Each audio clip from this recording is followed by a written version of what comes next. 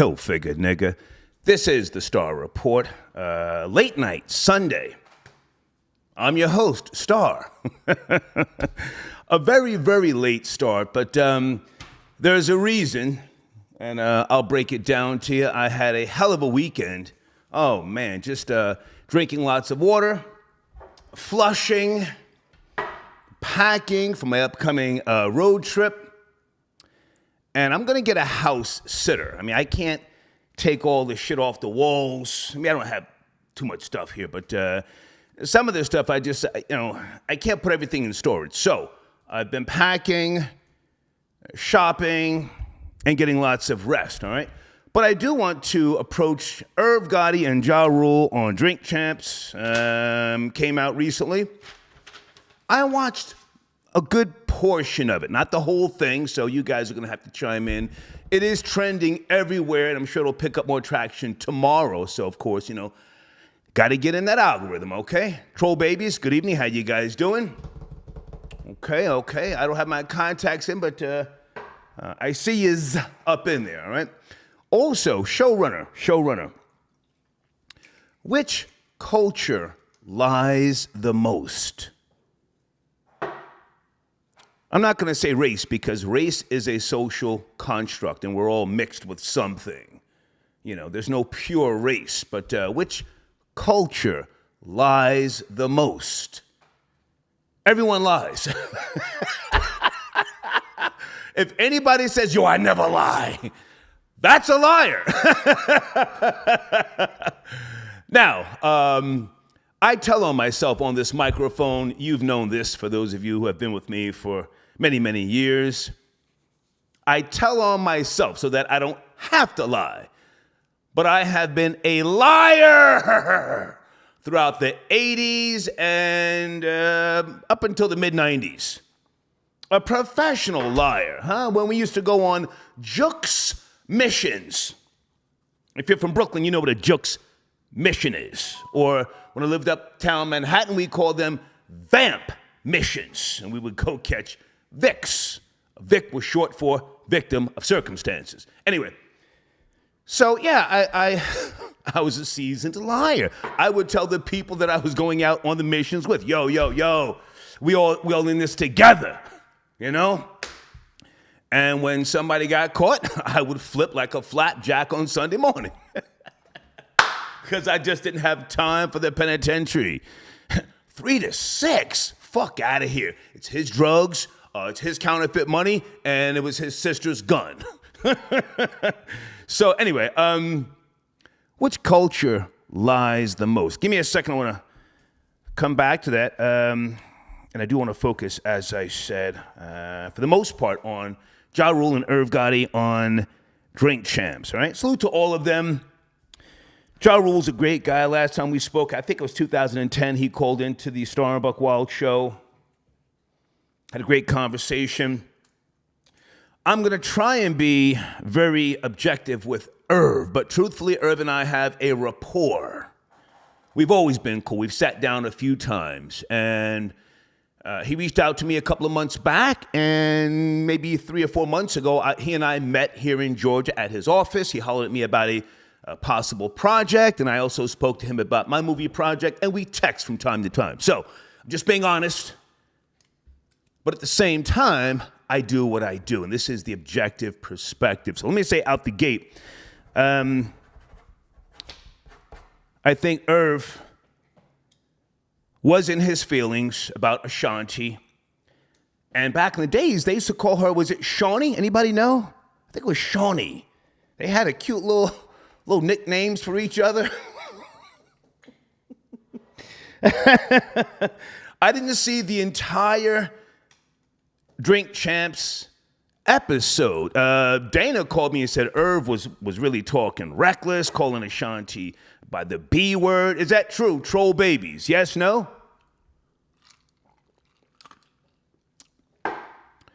I do want to say this early. Irv used the term fucking. Fucking, No, Irv, no. You were making love to Ashanti. I've been there. When you get yourself some fire pussy, there's a difference.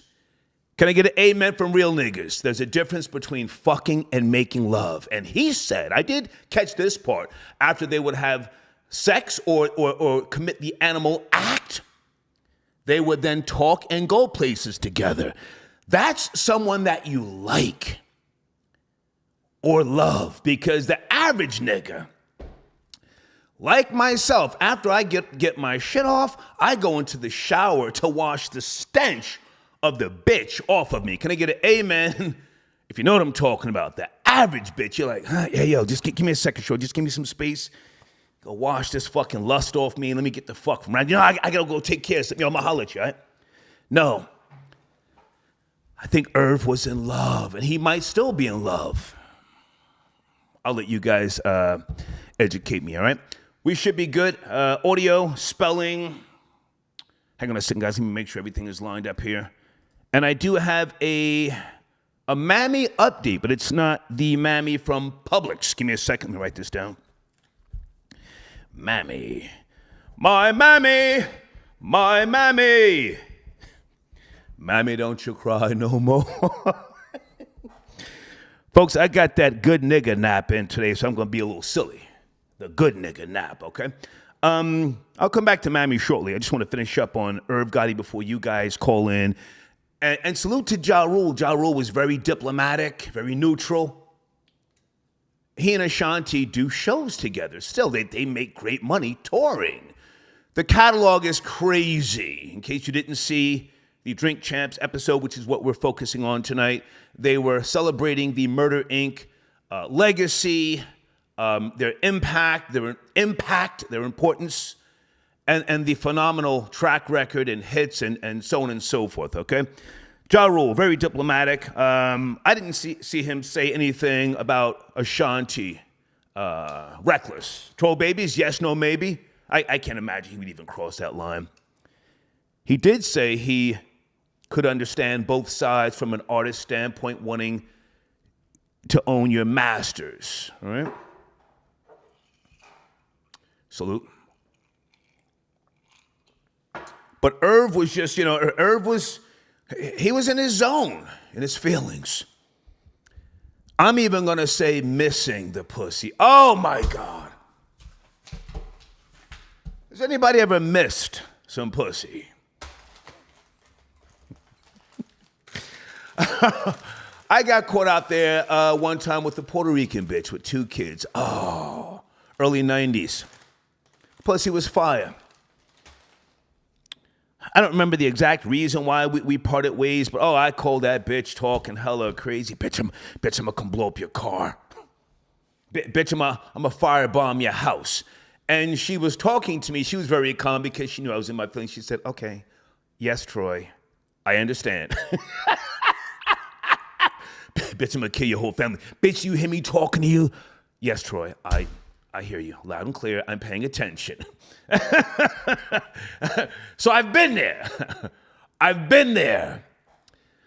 The story that Irv spoke about was at the Chicago Bulls basketball game when he became informed that Ashanti and Nelly were together. Was it a Chicago Bulls game? Okay. He was in love, in my opinion. It wasn't just because another man was smashing her, but she was sharing intimate moments with another man. That fucks with your ego. Let me also say this before I open the floodgates. And Rory, I'm live, man, if you want to call in. Rory and I were speaking earlier. To Ashanti's credit, let me see if I can remember this. Guys, help me out if I say something wrong. Ashanti is from Glen Clove, Long Island. It's working class and upper class. It's in Long Island. I met her father, her mother very classy. Her mother gave me a Rush, the band Rush, a compilation CD once upon a time. Ashanti's been on my show a few times. Just a very nice, well-mannered young lady from a classy family. Let me just say it, a classy family. So, to her credit, when Irv and his brother Chris, who's also a good guy, when they were going through that whole FBI trial and the feds and Supreme and the money laundering, Troll Babies, correct me if I'm wrong, did Ashanti testify? I don't think she did. Was Ashanti called in to testify? And I think, I'm almost positive, Irv was married at the time.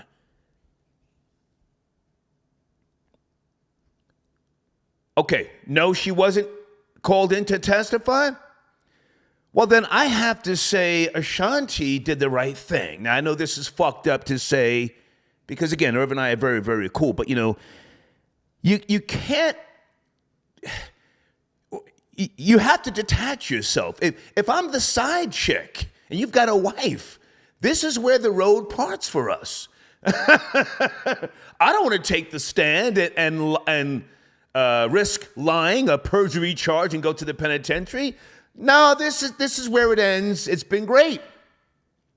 Can I get an amen for anybody who understands that form of thinking? Raised in Long Island, a very nice area. Hanging out with hood niggas. These hood niggas got into some shit. You know, it's bad enough I'm smashing this nigga and he's married. Now I gotta go to the trial. Oh, no. So I can understand if that was the reason why Ashanti said, hey, it's over, babe. I held you down. I'm not going to talk crazy about you. And I don't think that Ashanti has ever shitted on Irv Gotti in public. Now, has she been on Drink Champs? I don't know. And at this point, all she has to do, if you ask me, when she does her next interview, is just smile and laugh and say, I don't want to talk about it. And he will look even crazier than he did on Drink Champs, okay? All right, hang on a second. I see a couple of you guys on the phone. Hold on. I want to set up the showrunner. Pardon me. I don't have too many notes tonight. I got that good nigga nap in today and yesterday as well. All right, so the showrunner, which culture lies the most? There are cultures who lie to the point where, whether they lie to their oppressor or each other, they remain in a position that is not advancing the culture.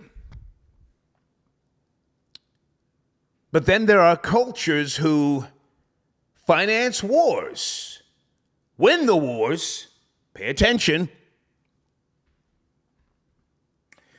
create treaties and policies, and then to enforce their lies will put others in jail. There are cultures who tell their daughters, their nieces, their grandchildren, their wives, stay away from these types of people. They are intellectually inferior. Now, they lie to them and tell them that because they really don't want their daughters, nieces, grandkids to get a taste of that mandingo juice. Pay attention. The mandingo juice will drive them crazy. Can I get an amen if you know what I'm talking about?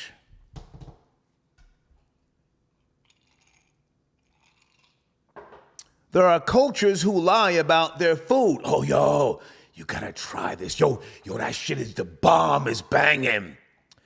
When in reality, it's just slave food.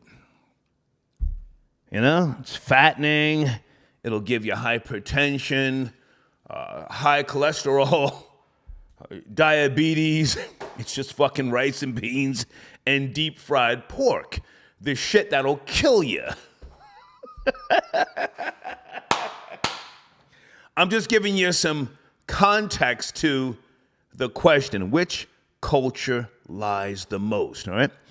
And we can talk about Kim Kardashian if you guys give a shit, and Pete, whatever, what is his name? I forget. They broke up. Not that I give a goddamn, but is there a chance that Kanye West will be getting back with Kim K, or do you give a goddamn? All right. Okay, let me go to Cash App real quick. I see you folks putting respect on my show. I thank you so much early. Sir Shy, are you calling in, sir? Oh, okay. He says Bullet Train was 6.5 out of a 10.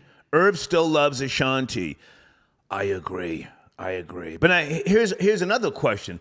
Is Irv still married to the woman that he was with when he was with smashing Ashanti? This I don't know, because again, he and I sat down a couple of months ago, and I just said, how's the family? I would never ask, about personal business. Is Irv still married, Irv Gotti, to the woman? Classy girl, I'm sure. Okay, he's divorced. Oh, so that's why he's on Drink Champs talking hella crazy. His ex-wife has got to be saying, I knew all along. I'm not calling you a hoe-ass nigga, Irv, but you're just your ex. She probably saying, I knew he was in his feelings. Hold on a second. Test. Okay, audio should be good. Okay.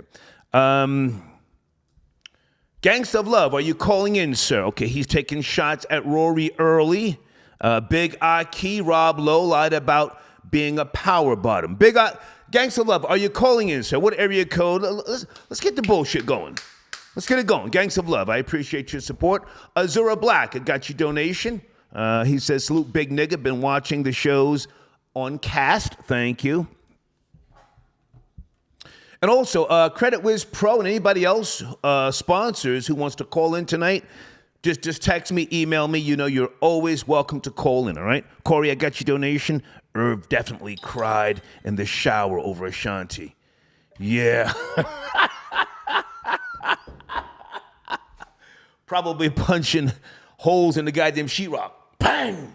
Bang! Pussy's probably fire. Some fire pussy, Blade got your donation. Blade says, check your email. Okay, hang on, Blade. The culture that lies the most is your business partner's star. Oh, Blade always comes for my neck. They pulled off the biggest lie in history.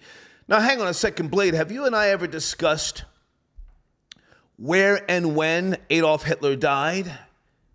He didn't die in World War II. I don't believe that.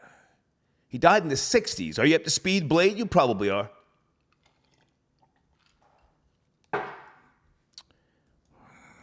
Anyway, all right. Wait a minute. Oh, area code 973, Dana with the data. Hey, Dana. Hi. Happy Sunday. Good to hear from you. You and I spoke earlier this morning, yes? Yes, and I called you yesterday. Yes. You were telling me about Irv Gotti on Drink Champs, and I said, that's my nigga, him and Ja Rule. I'll try and get around to it, but I was just packing this weekend. But go ahead, what do you want to start, please? Right. So, Irv Gotti is very animated. The whole show was entertaining. So I was entertained for the 3 hours. Okay. However, I most likely will no longer listen or stream any of Ashanti's music when she was under Murder Inc. so that he will not get any type of royalties. Stop it. Because of the disrespect that he was shelling out towards her and her name, which was uncalled for. Okay. I can't tell you how many times he called her the B word. For what? Ja Rule did eventually say, hold up on calling her that, but that was after this man said it 100 times. And in the second hour... I didn't see that part. I didn't see that part. Go ahead. Mm-hmm. Yeah. And so in the second hour, that's when he wanted to give a disclaimer with saying, oh, I say B like I say the N-word. Right, it's not that she really is. But it was too late. He's bitter that she left Murder Inc. and said, I don't want this anymore. I guess the M, the sign or whatever. And she dumped him years ago and went with Nelly, and he never got over her. So, she has, the wonderful thing about it, as this was premiering Drink Champs, and he's spilling his guts out, disrespecting her, the Shade Rule put up Nelly and Ashanti on stage together, grinding and dancing like old times. I saw that. Yeah. It was at a Nelly concert. Nelly's a good guy, right? And I don't know if those two are going to reconcile, or maybe she just needed to find something other than just harping on Murder Inc. I can understand sometimes just wanting to move forward. Now, I don't know all the details, but has Ashanti ever admitted that she was dating Irv? When he was married, because I saw an interview where she was just saying, "Hey, I don't want to get into that." Did she ever openly admit? Did she write a book about this? I don't know. She did not, and she should not. She never mentioned it, never admitted to it. And why should she? That's her personal business. This man is being a chatty patty. I do know, I think she had her lawyers send him some cease and desist or some legal papers when he went on Wendy, and he insinuated, he didn't say it was Ashanti, but the way he was talking, it was like he was insinuating that it was Ashanti that broke up his marriage. But then he backtracked and said, no, it wasn't her. So I don't know. No, he cleared it up on Wendy's show, but he made the comments, I think, on another person's show. Yeah. And this was around. Now, hang on a second, Dana, just on some troll shit.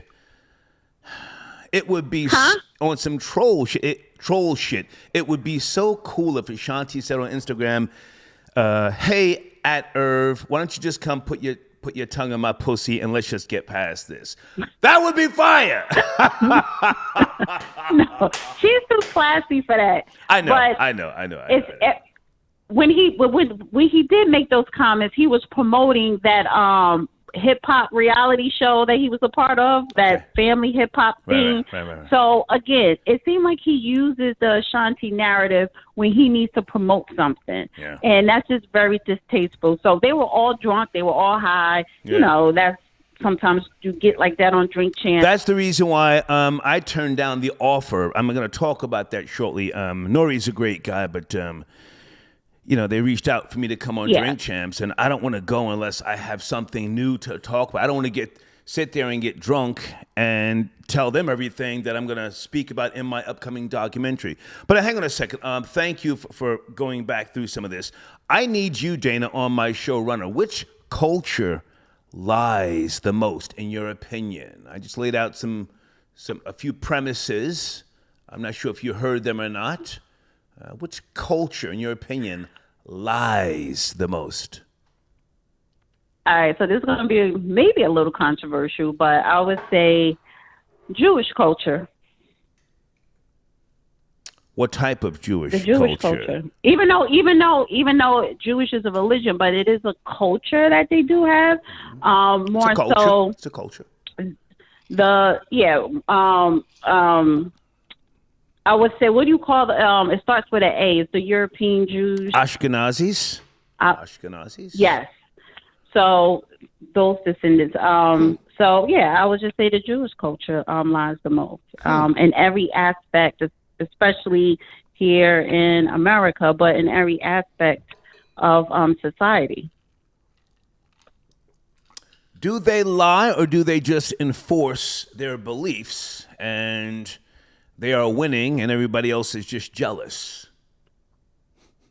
They force their beliefs, but also by way of trying to convince you that what you believe is wrong and they're right.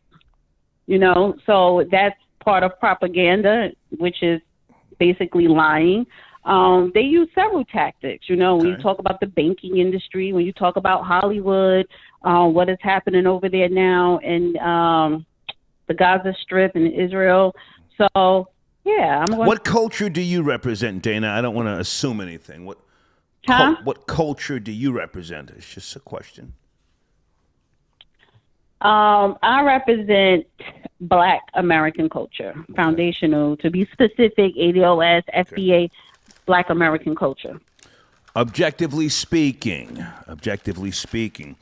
is your culture not smart enough to keep up with the Ashkenazis, or are they intellectually superior and they are, just miles ahead? Why do you feel like they lie? Well, wait, if you say if my culture is not smart enough, I'm not going to say we're not smart enough. No, I was asking. I was asking. Where is the disconnect? Why do you think they lie? I mean, any religious culture or sect believes that they have the truth, and others are living in false hope. So, why isn't your culture equal to theirs, regardless of what they think? Why is your culture not, in a position of dominance and power? Mm-hmm. Right.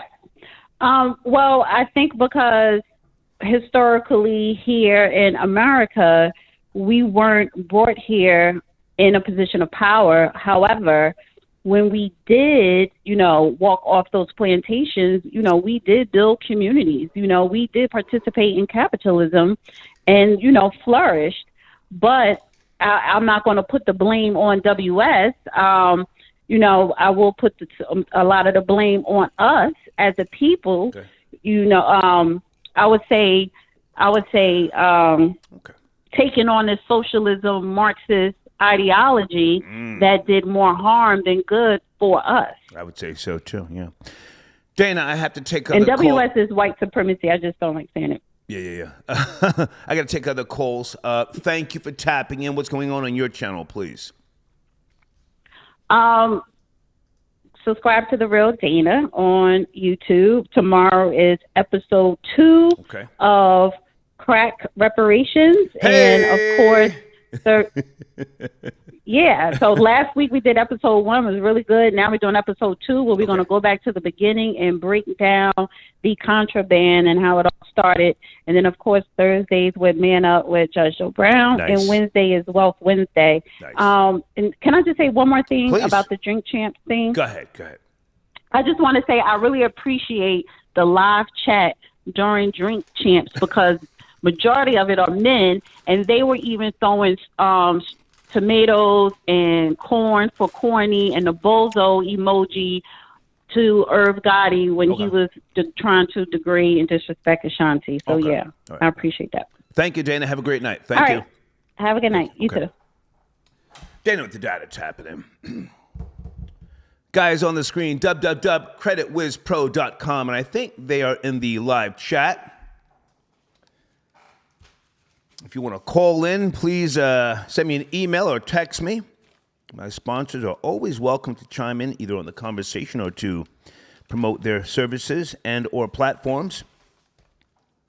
Credit Wiz Pro can help you with late payments, judgments, child support, bankruptcy, student loans, foreclosures, charge-offs, inquiries, and settlements, okay? Take control of your credit. Here's the phone number as well. Area code 312-420-1050. I say again, 312-420-1050. Credit Wiz Pro, okay? Roy, are you tapping in or no? He might be, hold on a second. Okay, he's... Salute to number 9. He sent me a picture earlier of a female. I'm not sure who that is. I have prosopagnosia. I just realized this when Brad Pitt came out with his prosopagnosia. So I don't remember a lot of people from the past. Okay. Let me get back to Cash App. And guys, please be careful when you send in Cash App. Make sure it's the right spelling. We had to file a claim against somebody, trying to swindle people with a fake Cash App account. There was supposed to be a T at the end of Star Report, okay? Blade says Rory is the Star Report's version of Pat Buchanan. Okay. Rory is his own boss, but thank you, Blade. Blade says, damn, Star going there tonight. Okay. Well, hey, man, it's a question. The real Rico Mercado got your donation. 12 stones. Ooh, of Yashara. Randy loves snow apes. Okay. Okay, Blade, I just sent you a response via email. Okay, you can check that out. Area code. Let's do area code 929. Good evening. 2 topics tonight, late night. Irv Gotti and Ja Rule on Drink Champs. Are you up to speed? 929. Yes, I am. Okay. Where do you want to start, How's sir? everything, sir? Good. Where are you calling from, sir? Bronx, New York. Okay. Good episode of Drink Champs. Good episode. Let's get one thing straight. He wasn't just talking about Ashanti. He was asked questions. And he actually talked very highly of her. So had on the Rolex that she bought him, took it off, and it had an engraving in the inside. He said, I love you. You made a star. Whatever the case may be, you can look at it. And it's not verbatim what was said. He wasn't talking bad about her. He was asked questions, said he was hurt when he saw. He was watching the Chicago Bulls play, and for the first time, he sees her and Nelly together. Right. And he was hurt. Right. He said it. He admitted it. Yeah. And he was hurt that she don't want to go on the Live Nation tour with them. She don't want nothing to do with Murder Inc. no more. He's hurt. He made her a star. He said it. I made her a star. It wasn't nothing I wouldn't do for her. Right. She didn't have sex with me to get a record deal. She was a studio rat. She hung around. He was getting so much work that he was able to put her on the Big Pun album and different albums like that. He actually bigged her up. And yeah, he don't like her anymore because she don't like him. That's what happens with actors. I beg to differ, sir. Hang on. I appreciate what you're saying. And listen, I didn't see everything you saw. And the watch part, I remember Ja Rule pulled out he pulled out some other glasses to try and read the engraving on the watch. So he couldn't even read it. Yeah. I saw, the good majority of the interview, but not the whole thing. So I'm going to follow your lead, what you're saying. In his feelings, any real man who has had a beautiful, loving relationship has gone through something similar. Have you ever been in love with a woman? I'm not talking about smashing, fucking, and screwing. You ever been in love? Yes. Come on. Yes, I was hurt for years. Yeah. I was hurt for years. When Facebook came out, I see her face pop up as, somebody you might know. I just left it alone. He has to see her on TV every other day or something like that. So, you know how that is, And he made her a star. Like, he put hundreds of not millions of dollars into this girl, and she turned his back. He also said when he had that Fed case, her peoples was in her ear like, yo, this is good. He's going to jail. You're the biggest star here. Okay, stop right there. To be fair and objective, that's what he said. That was his assessment, or that's what he thinks was said. And I don't know what was actually said to her. I did say earlier in the broadcast, in case you didn't catch it, I've met her mother on a few occasions. Classy woman. Her father, a hardworking man, good family from Glen Clove, Long Island, not from the slums. Yep. Do you think, hang on, do you think, sir, that Ashanti had to make a business decision? I love you, Daddy, but you've got me in some bullshit. I'm the side chick. I'm not your wife. I can't take that stand. Yeah. I'm a real bitch, no matter where I was raised. Yeah. I ain't taking no stand and talking. Is that fair to say? Definitely. Business decision. But once the not guilty verdict came in, it's supposed to be all moving forward. Let's do this. Not necessarily. And I want you to, I'll give you the last word. Not necessarily. Now we're talking about my legacy, my potential gross earnings. Am I always going to have some type of stigma attached to me as being, doing something disingenuous? Are the feds always going to be watching me? This is the fork in the road, baby. I love you. I roll with you. We made money together. Ashanti was with Irv when he was broke, if memory serves me correctly. Go ahead. She signed the Murder Inc. records. Murder Inc. records. You know, like. Yes, sir. I was on the radio then. I know. I remember Cadillac Tar and all of them.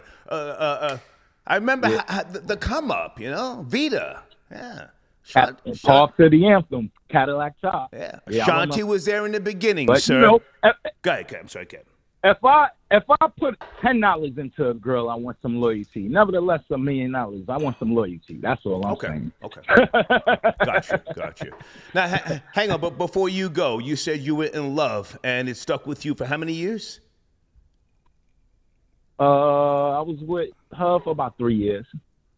And how many years were you hurt? 3 years. Did I hear you say 5 or 6? How many years were you hurt? A couple of years, maybe like 2 years. 2 strong years. I was engaged at 19 years old. When she was away in college, I was in the street, and she made a business decision.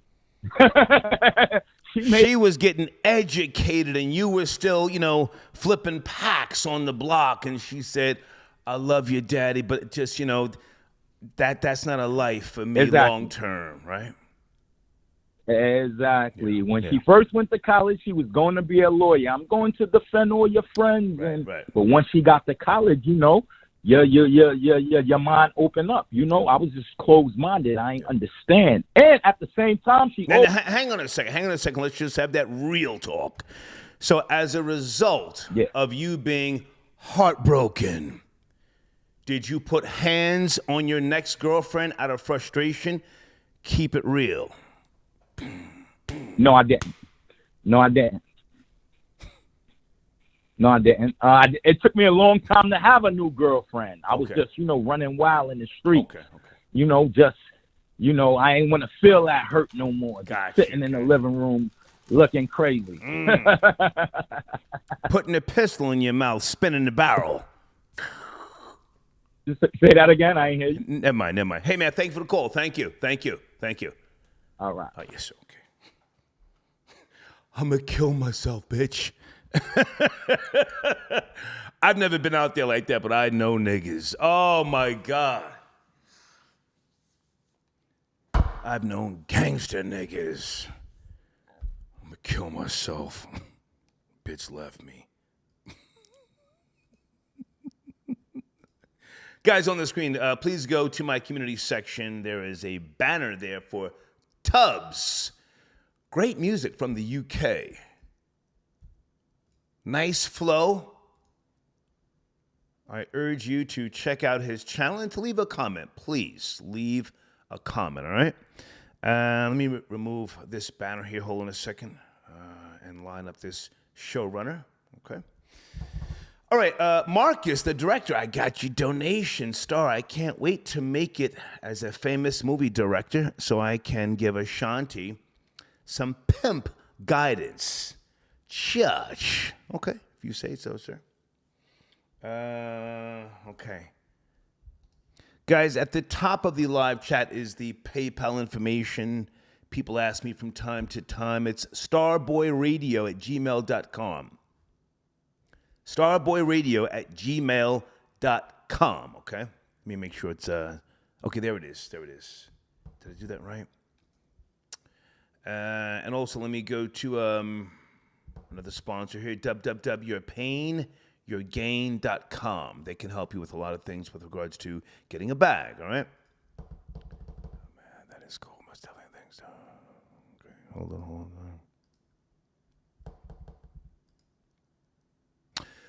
Okay, I want to tell you about a new mammy. I took a drive earlier. Again, I live in Woodstock, but I just, after I got out the house a couple hours ago, I just started driving. I wound up at a different location, miles away from Woodstock, in a Walmart, right? I'm packing for the road trip. I'm trying to get a quilt that's a twin or full size as opposed to a queen or a king. But all I could find was king and queen quilts or blankets. A mammy is coming up the aisle. She works at Walmart. She's got her name badge on. I'm not going to say her name. I asked her, I said, how's it going? In my usual tone, how's it going? Might you have a full size or a twin quilt or blanket? I don't see one here in these aisles. She said, I can help you, yes. She said, but can you help me and take this box out of the cart? So she had a shopping cart, and she asked in a nice way. I said, oh, okay.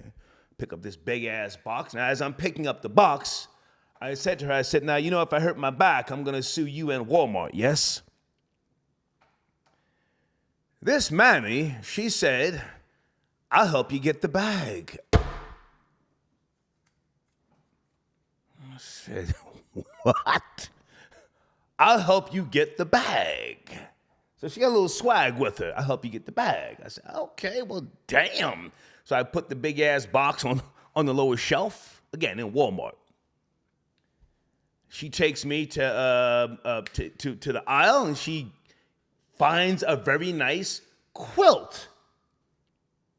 Twin size. Because, again, on that Amtrak, I'm going to have my own blanket. It's going to be 4 days, heading out to Seattle. I'm leaving at the end of the month. Her and I strike up a conversation. Now, she had one of those nice walks to her. So, she's walking me up the aisle, showing me some other options, as blankets as opposed to quilts and so on and so forth. I said, okay. So I looked at her her nameplate, with my bionic eye, like Steve Austin. And I took a screenshot in my head of her nameplate. So I'm going to be going back to this particular Walmart because what she said, honestly, it made my dick hard. She said, I'll help you get the bag. Can I get an amen from real niggas who love a scamming bitch who works at a store or some type of, Costco's or Publix, who has no problem embezzling money? My dick got hard. She said, I'll help you get the bag. What? Okay, anyway. So I'll keep you posted. I did not see Mammy from Publix Supermarket today. I did go there this morning. She wasn't around. Maybe she was in church. But that's my Mammy update, okay? All right, let me switch my screen now. Devious J, do you want to call in? Keep me posted. Devious J is also in my community section. Wait a minute. Grand finale. Oh, shit. Grand finale, good evening. Area code 201. Thank you for holding, sir. Grand finale. 112. Good evening. What's going on? What's cracking? Good to hear from you, man. Did you see Ja Rule and Irv Gotti on Drink Champs? Irv, my nigga, in his feelings. Well, no, I did not see it, but I did hear Mike Geronimo. Your phone is like really, really like distorted, man. Can you make some adjustments? It sounds crazy. All right, how does it sound? It sound better? It's a little better. Go ahead.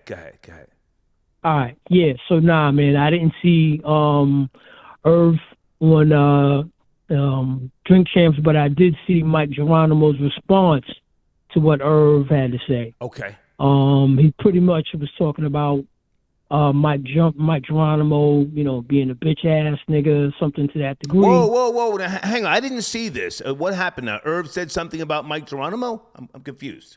Yeah. Okay. I didn't see that part.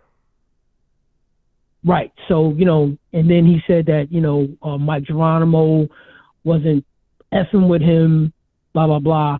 And Mike Geronimo was pretty much like, nah, it's just that your beats were trash and, blah, blah, blah. So it got to some real he said, she, you know what I mean? That spilling the tea type of stuff that I don't really feed into too much, but it started to get real, sensitive between these two dudes. So, yeah, man, unfortunately, this is how these things happen where everything starts off great, everybody's cool, and then like 10, 20, 30 years later, everybody starts tearing each other down. Oh, you never supported me, you was a bitch ass, blah, blah, blah, whatever. And everything falls apart. You never see people last. Hell, EPMD ain't together no more. Oh, my goodness. Hold on a second. Stop right there. Aren't they still on tour together? I mean, they broke up years ago because Eric Sermon sent some guys into Parrish's home. I thought they reconciled and got back on the road. You're saying they broke up again? No. This is what I mean. That I mean, as far as like they'll do shows when a bag is involved. Right. But most of the time, PMD is by himself. Yeah. Eric Sermon is doing music and, running businesses on his own. They're not tight like when they first started out. Well, they're older now. They've got families, kids. Eric Sermon, last I heard, has got like fucking 12 kids. I mean, I great guys. I've met both of them. But now hang on a second. I'm going to go back to Mike Geronimo, who I met and who I've always had a lot of respect for. I mean, he was one of the first people that I interviewed for my magazine, Around the Way Connections, if I can go all the way back. So I really liked his swag, his execution. I remember he signed on with Bad Boy. I'm not sure if he did an album, but I know he had a single that came out on Bad Boy. So you're saying Irv Gotti took a shot at Mike Geronimo, and then Mike Geronimo responded? That's what you're saying? Yes. Okay. Yes. If you want, I can send you the link. But yeah. I'm gonna try and watch more of the interview tomorrow. It's trending everywhere. Again, I just saw the clips of Irv talking about Ashanti, and Irv's a good guy, but clearly he's still, in my opinion, got feelings for Ashanti. I hope that they reconcile for the culture, as you guys say, for the culture. But hey, man, before we forget, your banner and a link to your music is in my community section. Let's promote that before I forget, because I'm sipping, please. All right. I got a single called Tighter. You can find it in the community section. I'm probably way down there by now. But yeah, man, you can go to ffm.to/tighter, TIGHTER. I'm everywhere, Spotify, Apple, YouTube, what have you. I've got exclusive remixes on YouTube and Spotify. The latest remix I have is for Thames. Can you see the screen right now? There's a slight delay. Is that the right info on the screen? Give it a second. That is correct, sir. Okay. Oh, I got a question for you though. Go ahead. Did you listen to the song? Yes, I did, but I'm 58 years of age. My opinion shouldn't mean shit. Okay.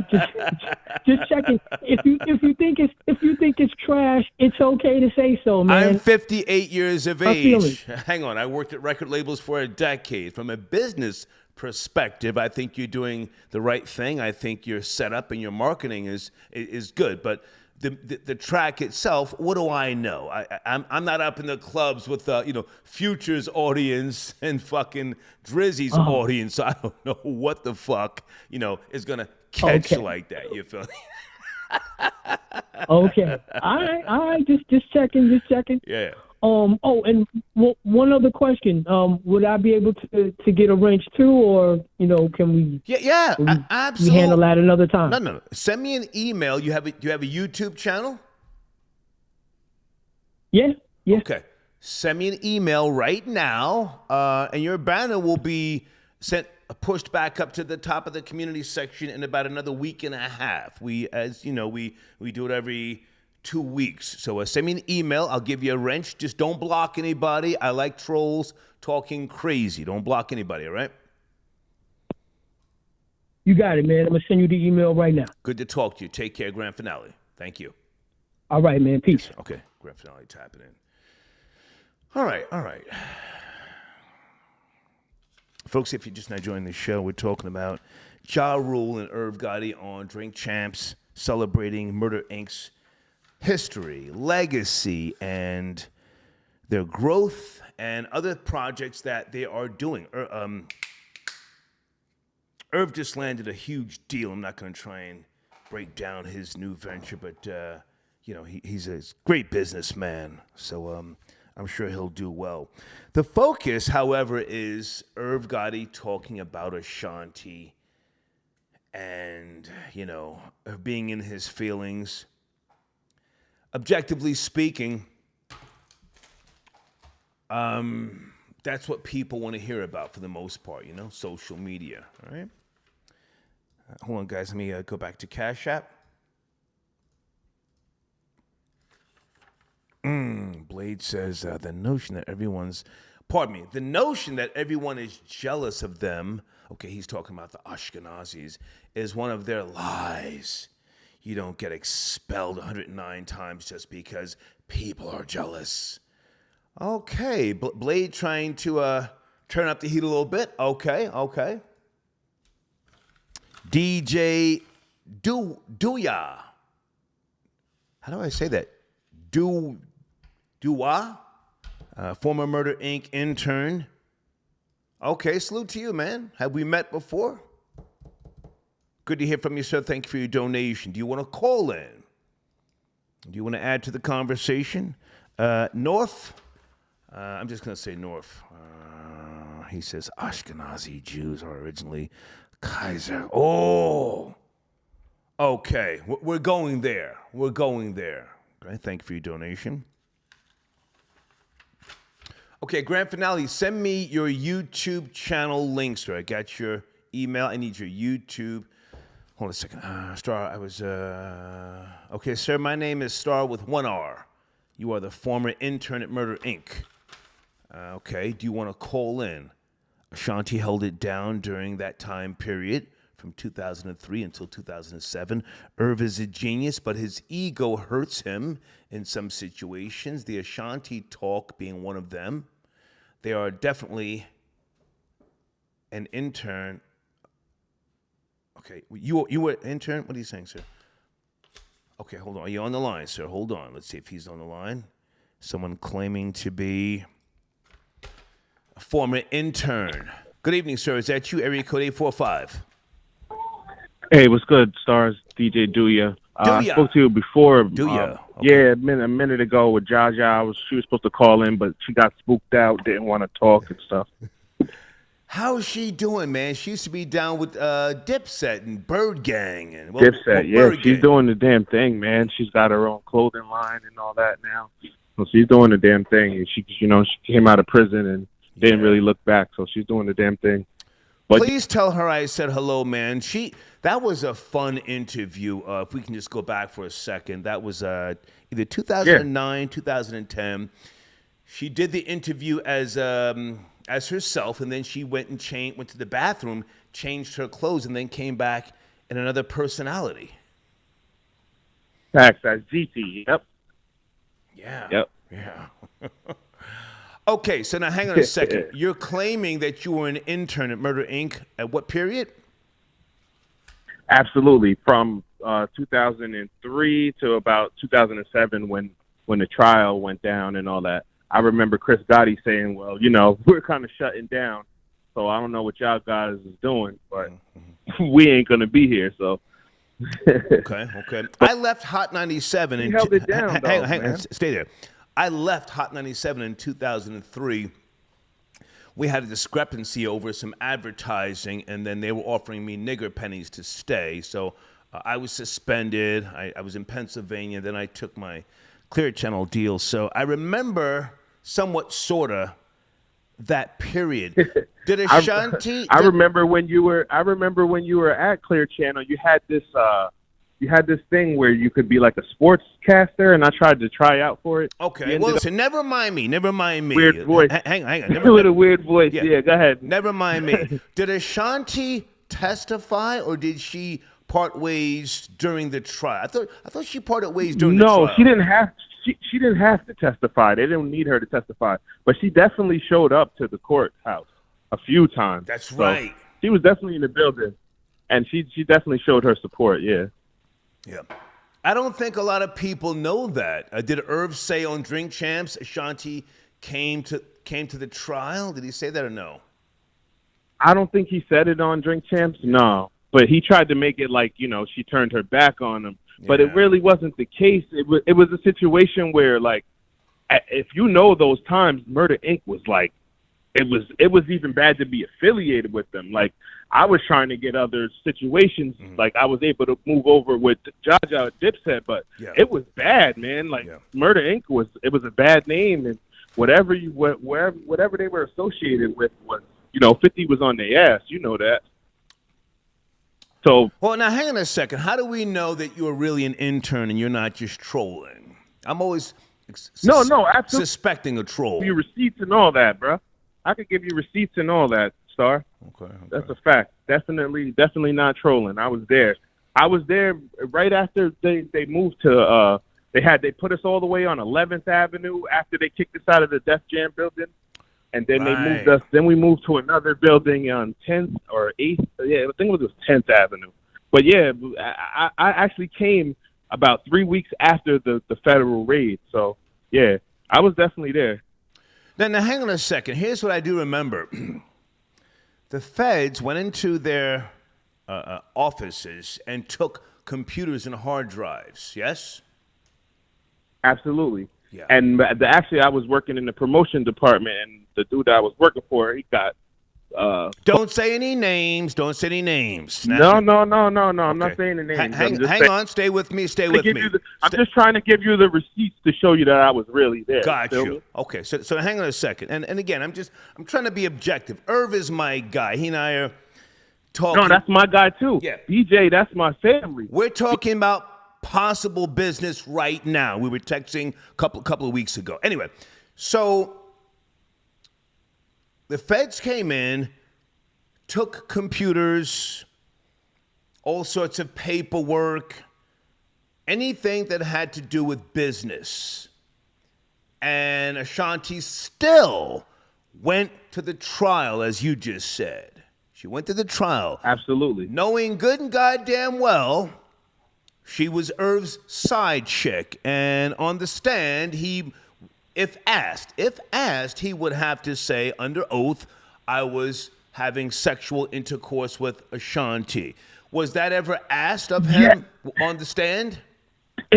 No, because it wasn't. None of that really pertained to the trial. So none of that stuff was asked. But he slipped up when he there was a whole situation where he slipped up in a magazine and he said that he was cheating on his wife and stuff. And that's where... Was that during the trial? Hang on. Was that during... No, this is way before the trial. But it was like I think it was Double XL, and they had... I think Ashanti was actually on the cover. She might have been on the cover, but I don't know. He was in the... No, you know what it was? It might have been the one with them on... Him and Ja Rule on the cover, and they got like the X on them. I think it's that one. Okay, well, either way, let's take it slow. Either way. Yeah. Ashanti went to the trial. His wife and stuff. Hang on. Ashanti went to the trial knowing good and goddamn well they can snatch me up at any fucking time here, put me in the cuffs. Same way they cuffed J-Lo to the goddamn bench after a little frail-ass nigga Shine shot into a crowd. They cuffed J-Lo to the bench in the police station. Ashanti still went to the trial, yes? Yes, she definitely went to the trial. Absolutely. That's a real one, if you ask me. I'm trying to be fair. Yeah, no, I'm trying to be fair. He definitely was there. Trying to be fair. That's a real one. Hey, Daddy, listen, I went to the trial. What am I supposed to do here? Are we getting married? Are you leaving your wife? What are we doing? Like, she really held it down. I would say, like, you know, because when I was there, I really messed with Lloyd a lot. And, you know, Lloyd wasn't the most loyal. Yeah. He wasn't the most loyal when it came down to that situation. In a lot of ways, I feel him because he wasn't there the whole time, you know, to understand the depth of that situation and that beef. But, you know, he was ready to jump ship pretty quickly, you know? They had a hot track, Southside, Lloyd featuring Ashanti. Yeah, definitely. Oh, yeah. Yeah, I went on my first tour was with Lloyd and all that stuff. Okay, man. okay. It was good times. It was interesting times, I should say, because it was rough being out there. I don't mean to cut you short, man, but I want to get right to the heart of the matter here with some of this stuff. So now, did you ever see Irv and Ashanti holding hands, French kissing? Come on, man. They stayed in the same room, bro. Like, they didn't. It wasn't like Ashanti had another room and he had another room. It's like Ja got his own room, Lloyd got his own room. They have a room together. Are you talking about a hotel room? I'm talking about the office. You said you were an intern. What did you see? Come on, give us. Oh yeah, well, give us some tea. Okay. Go to the third floor across the food court. You gotta go back downstairs. You're not gonna know. Go ahead, sir. Give us some tea. What did you see? What did you see? Oh, well, nothing in the office, but like I said, when we would be on the road, they would stay together in the same room. So it's going down, clearly. What did you see? Right now you're speculating. You're saying clearly. What did you see? Did you see Irv gripping Ashanti's ass? Did you see Ashanti, you know, bobbing for apples in the back of the fucking limo? What'd you see, man? I didn't see her bobbing for apples. I can't go there, but I definitely saw caressing and lovey-dovey, you know, lovey-dovey type atmosphere with those two. But as time went on, you know, it changed. Did you see Irv on one knee with a ring talking about, I'm leaving my wife and my kids. I'm leaving everybody. Did you see that? It was. He never said the kids, but definitely the wife. Definitely. Wait a minute. You saw Irv Gotti say to Ashanti, I'm leaving my wife for you? He didn't say it to her. He said it to some individuals that were in the office.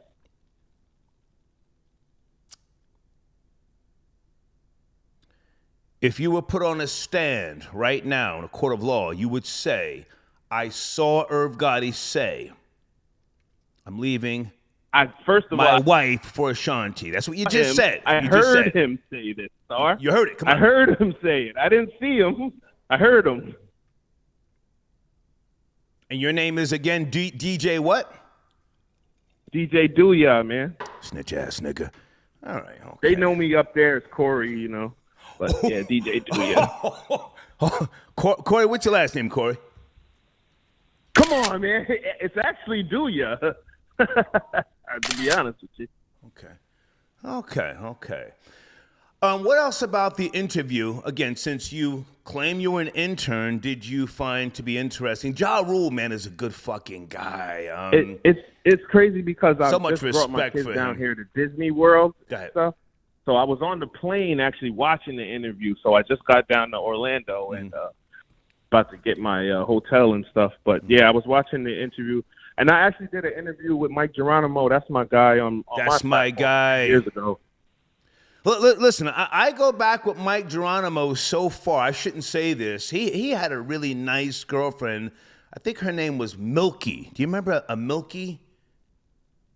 Nah, I don't know nothing about no Oh, Milky. man, she was so she was so professional, and they had a great, just a union. And she actually booked Star and Buck Wild to interview Mike Geronimo when he first came out. We went to his apartment, me and Buck. But anyway, okay. So listen, man. I'm gonna. You're saying you were an intern. We'll give you that. Did you ever see Ja Rule giving girls ecstasy and then smashing them, giving them back shots in a hotel? Yeah. Not give the ecstasy part. Yeah, definitely. That was a part of those times. That was definitely going down heavy. He had a song where he said, "I keep them drugged up that ecstasy." Do you remember that song? I remember you used to play that. You used to run that part back. Yeah, I remember that. I'm a rat.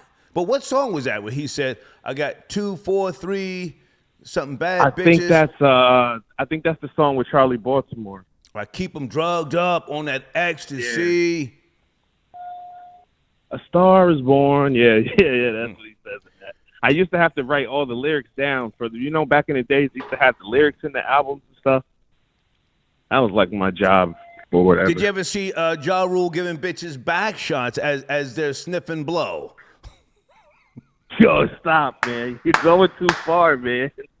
You always go too far. Listen, man, I gotta check into this hotel. No, hang on before you go. Hold on before you go. Did you ever see Charlie Baltimore bobbing for apples with Irv Gotti or Ja Rule? Did you see anything? Absolutely not. No. I didn't even really see Charlie Baltimore too much. She wasn't there as much when I was there. Well, but she had no hits. She had no hits. Yeah. Hey, I was real tight with Black Child, Cadillac Ty, those guys, Merce. Cadillac Ty was my nigga. Guys. But hang on, before you go, did you ever see Bobby Brown doing lines? What was that track he had? He was on Murder Inc. He did a...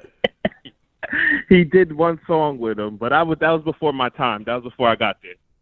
What was that song? Do you remember? Hang on a second. Stay with me. Don't go. Yeah. Thug Lovin' is called. Thug Lovin'. Thug Lovin'. Yeah. You doing it wrong. Yeah. Crackhead nigga. Damn. All right. Yeah. All right, listen, hey, man. Yeah, all right. Go ahead and check in. Thank you for calling, man. Thank you. All right. Yes, sir. All Okay. right. And DJ Douya claims he was an intern. Troll babies, what do you think? Vida and I used to talk. I was trying to do some business with her, but she was always busy. And just great person, though. Great person. Vida is from Plainfield, New Jersey. The town next to my hometown, Scotch Plains, New Jersey. Troll babies, does Vida still live in Georgia? I've been in here going on, 4 years?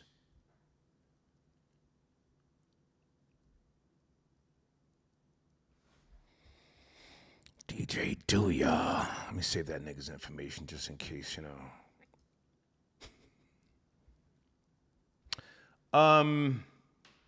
Hey, Doris. Yeah, I saw that story about the minivan stabbed to death. We talking about Irv Gotti right now, but thank you, Doris. Blade has found, or so he thinks, the year that Adolf Hitler died. He didn't die in World War II. He died in the 60s. That's all I'm going to say right now. Guys, on the screen, let me make sure I promote another one of my sponsors. www.songsthatwork.info. Okay? That's a great platform that can help upcoming artists, managers, producers, liaisons, anybody who's trying to get an understanding of the world of publishing, mechanical royalties, any type of residuals and legal terms with regards to paperwork and contracts. On the screen, www.songsthatwork.info. You have to say Star sent me, okay? They'll give you a consultation.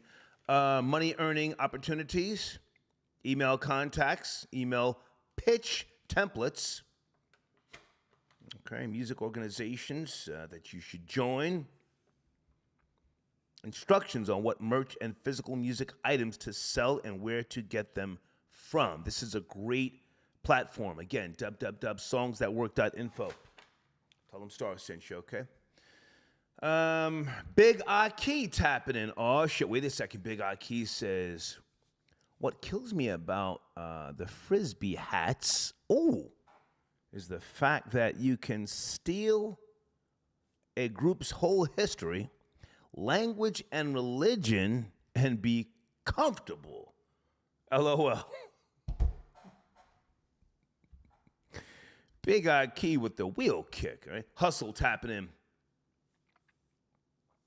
Which culture lies the most, question mark? I would say the ones that got expelled from England, 1290, France, 14th century, Germany, 1350s, and Portugal, 1496. Okay. Let me throw something at you guys here. Just to be objective on the screen, my showrunner. Which culture lies the most?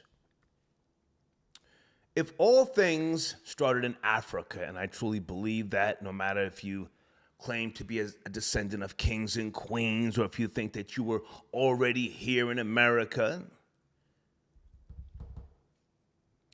how'd you lose everything? How'd you lose power? How'd you lose control? If you created languages, linguistics, mathematics, how'd you lose your grip? How'd you lose your grip? We've done shows before. Yes, Troll Babies. How did Blackie lose everything? Maybe that's not the best way to say it, but let's say the melanated people. How'd you lose everything?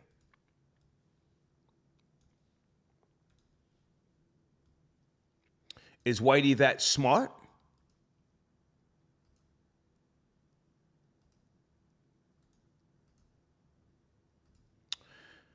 Or do you have internal issues? And are lies part of those issues? Hold on, guys. Let me bring in some calls. Oh, shit. Wait a minute. 209. Is that my main nigga on the trigger? 209. Late night. Make some noise. Randy, what up, I man? remember when I was Ali Kwan and I was in the buildings with the housings and I had the coke and the ooh-wop. Jesus and I had the badge. Now, where are you going? We're talking about Irv Gotti and Ja Rule on Drink Champs. Oh, I was making fun of the way that they set up that show Drink Champs with the nigga babble. I skimmed through that. It was just drunk men talking monkey talk, bro. I tried to listen to some of the stories. They were all over the place with it. Okay. One moment they're talking about rap music. Next moment they're talking about past relationships. Next moment they're talking about money, cars. It's just old niggas reminiscing on the glory days. You know, us young people don't really care about that. We care about the current time, you know. Nelly had Ashanti shaking her ass on them 3 days ago, not 10 years ago, you know? Like, no one cares what you did. It's what you're doing now. It's just, if you're talking about what you did, that means you don't have much movement right now and much traction right now. You're just I beg to differ. Hang on a second, Randy. The show Drink Champs is a success. It connects to a certain demographic. Exactly. There's a lot of people that want to know about certain things from the past. Can we clear up this? Can we readdress that? Can you give us the real story?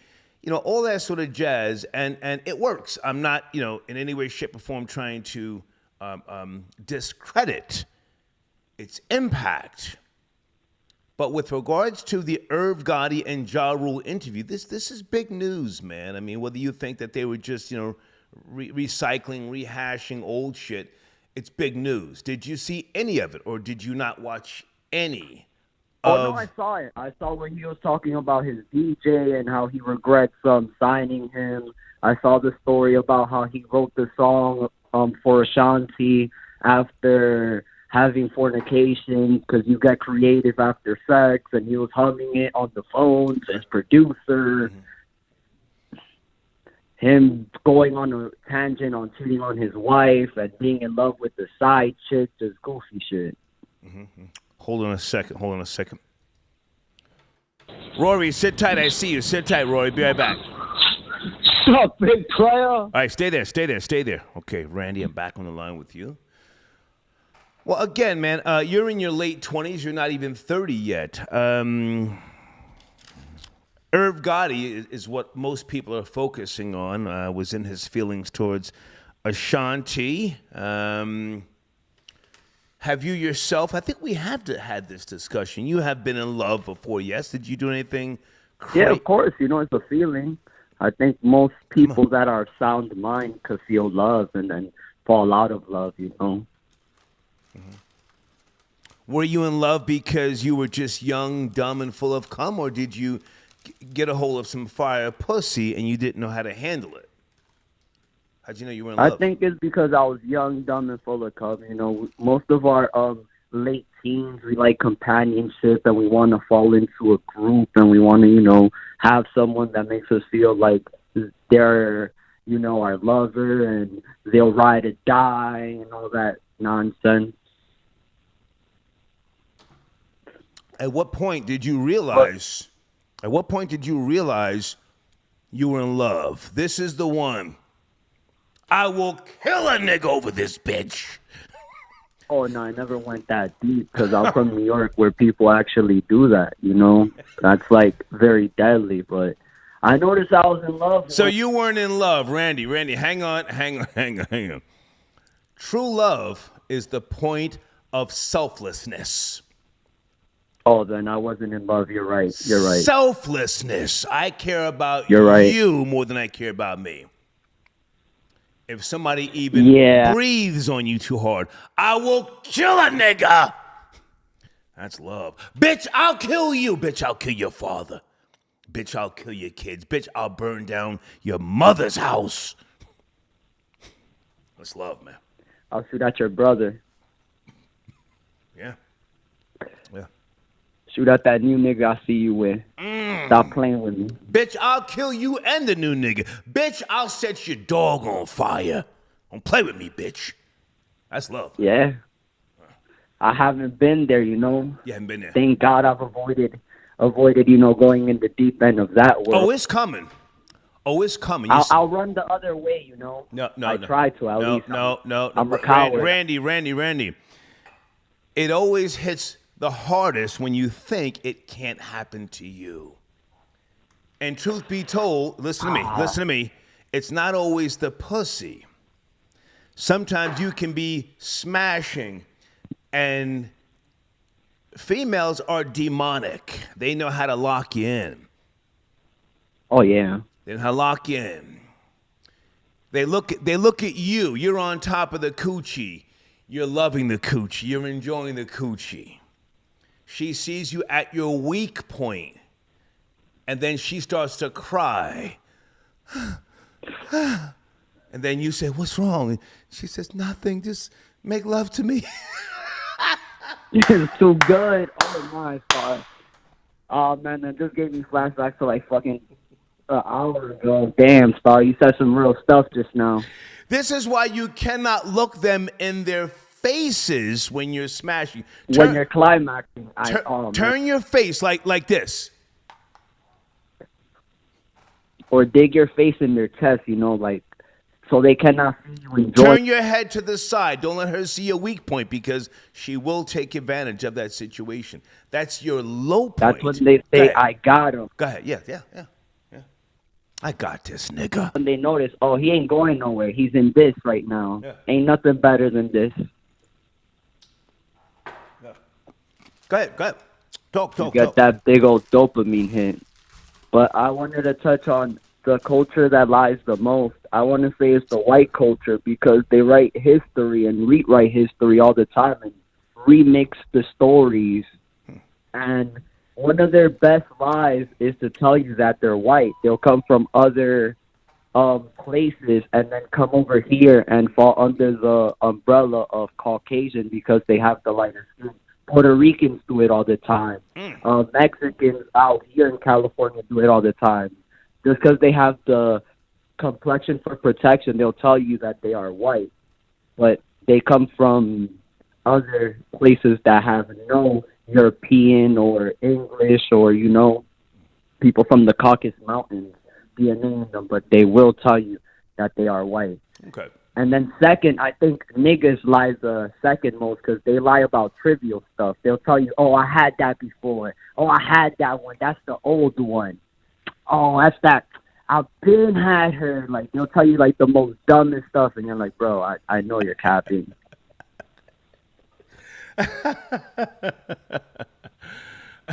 You've got a point. You've got a point. Hey, man, good to talk to you, Randy. Good to talk to you. Stay up, man. Stay up. Okay, my nigga Randy tapping in. Oh, shit. Hold on a second. Hold on. Rory, late night. Good to hear from you. Yo. It's loud as hell in the background. What's going on, man? Good to hear from you. What's cracking? What's shaking? What's popping? Where's Rory? Nothing, chilling. The topic with what culture lies the most, right? Yes, let's start there. It got to be the Muslims. It's got to be the Muslim culture. They lie the most. I was thinking about it, and I'm like, man, anybody that had to ever deal with them, when they get their numbers up, they're the biggest liars that ever lived. They, in their culture, it's okay to lie to us because we're infidels. Right. It's part of their teaching, part of their religious teaching. Yeah. And the Muslim culture digs deeper than that. They lie as like a part of war, a part of like taking over from the inside. They do this shit with halal food and all of that. Meanwhile, when you see them at the carts, the chicken carts and the lamb carts, they dirty fat slobs, and they handling the food with their goddamn hands out of like a Ziploc lunch bag. They got all this. I would never eat out of one of them filthy ass Pakistani carts or whatever. No, hell no, never. So I'm going to say the Muslims. They're proven. They've done undercover shows in Europe where they went into the mosque and they translated what they were saying, and the whole goddamn mosque was saying, when we get our numbers up, we're going to take over this country. This is our goal. This is our focus. It's definitely the Muslims, hands down, without a doubt. Yeah, and the prison Muslims, the FBA in this country that turned Muslim, they some of the, and the offshoots, they are some of the most mind-controlled, most easily manipulated people ever in the history of ever. If you're FBA and you turn Muslim, an Arabic religion or an offshoot of Muslim, you got to check yourself, man. You got to check yourself. If you're indigenous people in this land, which I believe the concept of that, when I read up on it, I believe that makes more sense. It has more merit. It's a fact. And this, hang on a second. This is not a new thing. I mean, social media is creating this wave that this is something new. This is new information. Now, this has been out for centuries, that a lot of melanated people were already here in the great wilderness of North America before the slave ships came in. This is not a new thing. This is not a new thing. But for people, to me, it's a new thing. I'm just saying. To me, it's a new thing. You're a younger person, respectfully. New thing to me. I was born in '64. Hang on a second. Hang on. My mother was a school teacher. This is not new information to me. But now here's the thing. I'm not going to accept people claiming to be descendants of native tribes unless you've done some research and you can prove your lineage. Don't just start saying, oh, we were already here. What tribe are you from? Don't just blurt it out because you saw somebody else tweet it or you heard somebody else say it. But hang on a second. You're saying the Muslims lied the most. Let's go back for a second, yes? They lie the most. And they manipulate the most. And they're the most easy to become their religion. And they'll just take in numbers. They don't really care, about the quality of the person that they take in. Because their teachings is every single person, whether it's a rapist or whoever, can be a part of them especially I'm talking about the prison Muslims now, especially them, and it's so phony and fake, and for which I said, Islam or die. I started learning about it. Hang on. Islam or die is what they used to say when they went through Africa. Right. They joined in the Arabic religion. An Arabic religion that is one of the most racist, prejudiced religions ever created under mankind, right? Bilal is a name they use. That was Muhammad's first slave, his favorite slave.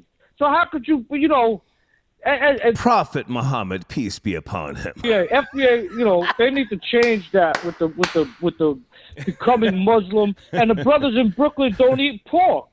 Well, now hang on a second, Rory. I appreciate you calling, but don't try. Hang on. Don't try and beat up on FBA. I'm half FBA. Now, slow it down. Hang on a second. Let me change up the showrunner here.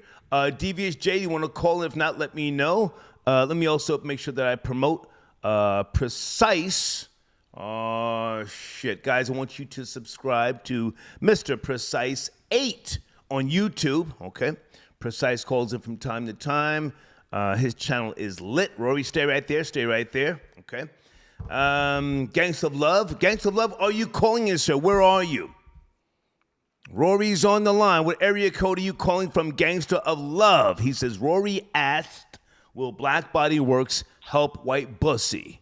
Do you want to respond to Gangsta of Love, Rory? He's talking. Wait, what was the question? Well, he sent it a donation. He says, Rory asked, will Black Body Works help white bussy? That's one of my sponsors, blackbodyworks.com. Man, I don't know. I let the dead rest in peace, man. We buried this cat how many times? You just start calling him the Undertaker. He just keeps rising from the dead with corny shit.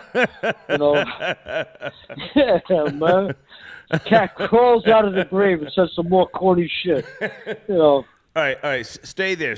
I got Frank Ross tapping in. Frank, I got your donation. Rory, sit tight, Stay there. Frank, how are you, man? Thank you for your support. You have the floor, sir. Frank. I'm chilling, big nigga.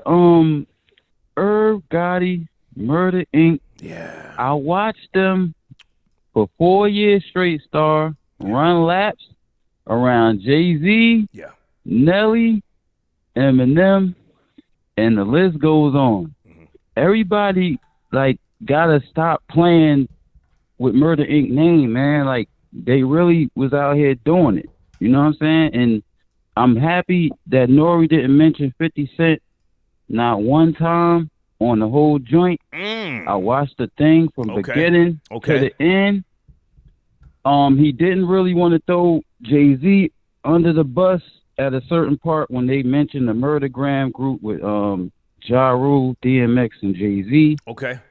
Overall, the interview was nice because Irv Gotti, of course, did most of the talking, and Nori did a very good job of getting him drunk, and I enjoyed it, man. I really liked it. I like the can't wait to see the documentary he's talking about and anything that they're involved in, because a lot of people don't understand what they came out of around that time. Yeah, and for the younger generation who wasn't around. Like I said, I'm 41, so I was, in my early 20s when this was happening. You know what I'm saying? I was like 21, and it was a crazy time. You know what I'm saying? Because I watched them rise and then they fell, and then 50 had everybody under the illusion that he wasn't the victim, and he was the victim the whole time. But that's a whole other story. Hang on a second. I want to add on to what you just said about. Nori not even bringing 50 Cent into the conversation. I didn't see the entire interview. I'm going to try and watch more of it tomorrow. But it was good to see them, Ja Rule and Irv, talk about not just where they came from, but where they're going. Irv is just he's a really good businessman, bringing down new deals and it's nice to see that he and Ja Rule are still not just business partners, but friends. That's rare Yep. in this fucking industry. A lot Yep. of people fall out. Good. You were saying, go ahead. They made millions together. You know what I'm saying? So you know with that, and I'm also happy that they got into the whole DMX thing about the song that he dissed Ja Rule on, and how Irv Gotti produced it. It was a wonderful. I didn't see that part. I'm saying interview. I didn't see that part. I didn't see that part. That part was crazy. Because Ja Rule was telling him, you know, that was some BS. You know what I'm saying? Like, you know, you supposed to be my man, and you doing beats for him, dissing me. You know what I'm saying? Like, where they do that at? You know what I'm saying? He just kept saying sucker shit. Queens niggas doing sucker shit. Saying, go ahead. It was real fire. You know what I'm saying? Like, and I hope it get, you know, top views and all of that, because it deserved to. You know what I'm saying? Murder Inc. really was out here tearing the street up. You know what I'm saying? At one time, man. Like, and people act like, you know, before I forget, the Ashanti thing. And this is no shade to Irv. I just feel like after watching that interview, because I want to stick to the point of what you was saying. Okay. I just feel like he reminisces. He watches all the old videos, and it hurts him a lot, man. And I don't think he'll ever get over Ashanti. And there was a couple of times he hang on, Frank. You're 41, you said? Mm-hmm. Okay. I want to be respectful to your union. I know your girlfriend. I don't want to say anything. No doubt. I don't want to say anything crazy, but now you've had some fire pussy in the past. Yes? Fire pussy, yeah. Hell yeah. Yeah. And she doesn't necessarily have to be a bad bitch. She can be a knock-kneed bitch. She can need a fucking a hot oil treatment, and she can have split ends. But the pussy is fire. I agree. Even Ebony said we laughed, we watched it together. Fire! Bitch, I'm gonna kill you. Like, I'm gonna kill your family. Like, I get it. Bitch, I'm gonna kill everybody if you try to leave me, bitch. You ever been there, Frank?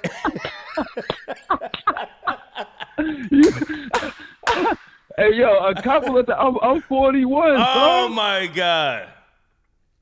You know what I'm saying? Like, it happens. Like, I got 3 daughters, man. Like, it happens. Wow. You know what I'm saying? Yeah. It happens. And that's why, like, I could understand, like, if he was like, yo, she told me, he looked at Ja like, yo, she told me she wasn't trying to throw it up no more. Like, shit. Yeah. And when he said that, I was like, damn. You know what I'm saying? Like, yo, that's real deep. Oh, she wasn't trying to throw up the M no more. She wasn't trying to do that no more. That's what he said. She's like, yo, and he said it twice. Like, they brought it up again. He was like, yo, she really told me she wasn't trying to throw it up no more. Like, that's what really cut me deep. Like, I can't believe she said that to me. I was like, damn, Irv. He did a good job getting them drunk, Star. I got to give it to Irv. Do you remember when Irv got Lamar Odom drunk? Did you ever see that? Absolutely. I watch all the drink champs. Not the drink champs I ain't seen. Oh, my God. All of them. Frank, you see, that's why I'm not fucking with drink champs, because I'll go there and start drinking. I'll get into a zone, and then I'll fucking I'll spaz out. Yo, Lamar. No, but yo, Frank, hold on. Lamar Odom, he got so bent. He said, "I think you're trying to play me." To Nori, remember that? He said, "I think you're trying to play me." Yeah.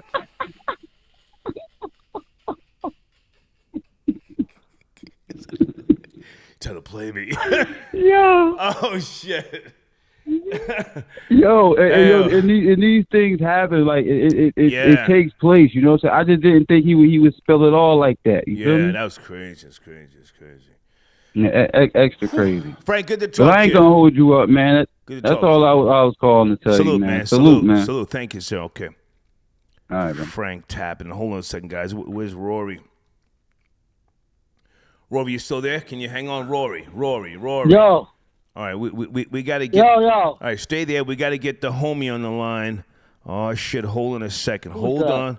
Hold on. Oh my, is that Oh, come on, man. Whoa, This sit lame tight, ass. sit tight. Is that my nigga on the line? Wait a minute, is that FBJ? Wait a fucking second.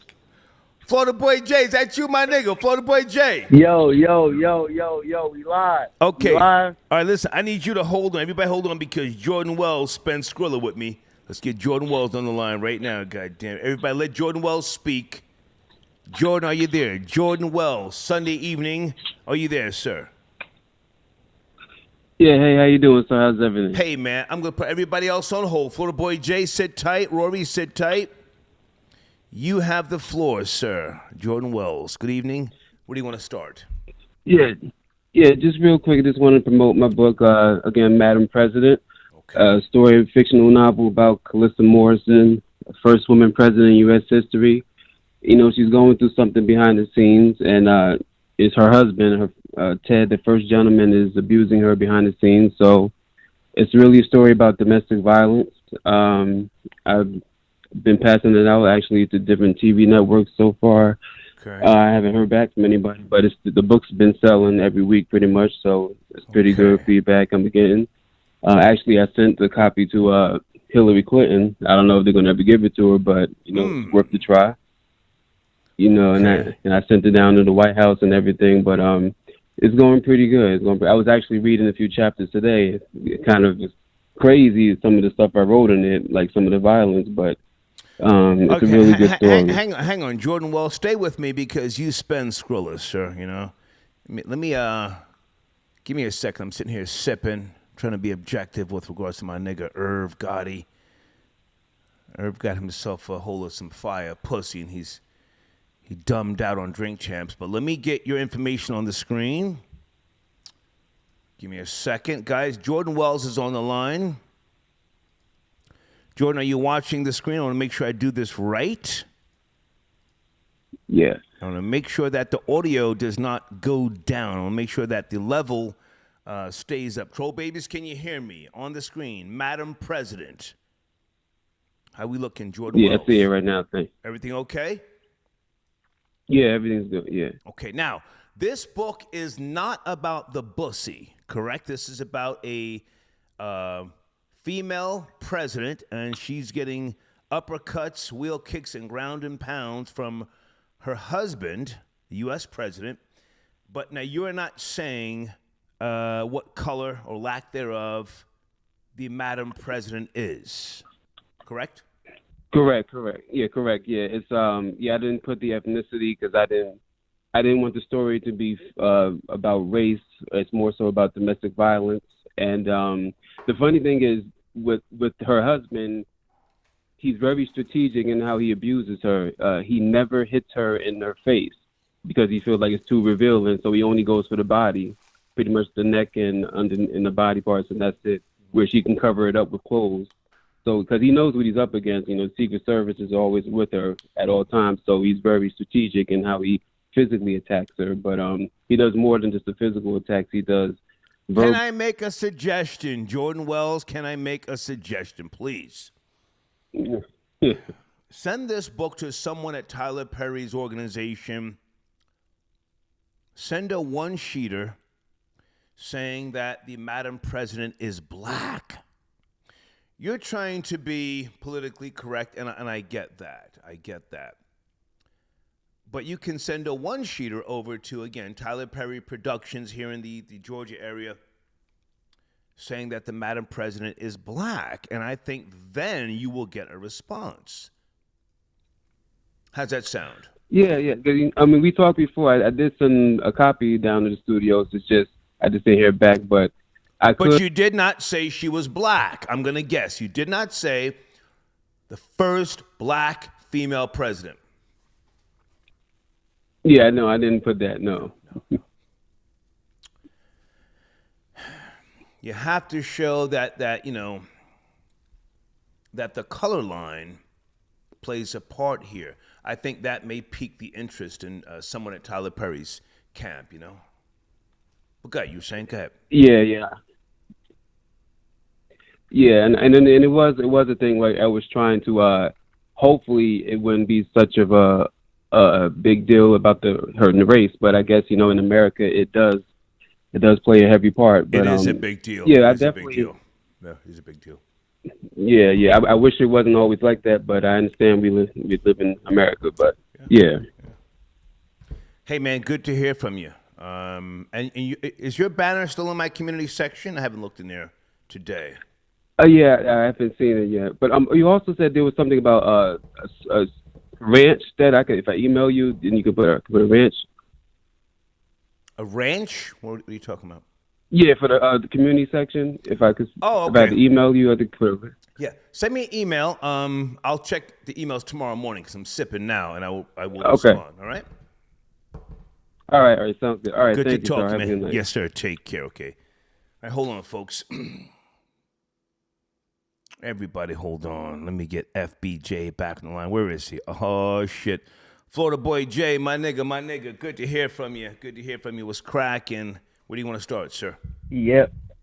Yeah, man. Okay, so first of all, let's get on this Irv Gotti topic. Let's get right into that. Let's go. The problem that we're having with Irv Gotti on the real is that he's not following the people before him. He's not following the Barry Gordys, the Quincy Jones, the Diddy's, the guys, the Tommy Mottolas, the guys who brought you Diana Ross, Mariah Carey, and others in the game who had to be their handlers, who got first dibs with them, got to be around them, got to have exclusive rights before, they got thrown out into the industry. Okay. And all these guys outside of probably Tommy Mottola was able to keep their cool, let them flourish, and let them evolve out of the situation that they were brought into by whatever executive or producer in the industry. That's how most people get on. Ashanti is no different. The issue is Irv Gotti can't not only let it go, he keeps trying to remind people and remind everybody what type of time it was in the industry back then if you wanted to get on as a woman. Okay. And he doesn't understand the fact that he's only making himself look bad. I understand the business of it when he's saying, I don't want her to take food out of Sonny and the rest of my kids' mouths by selling the masters. I understand that's smart to do.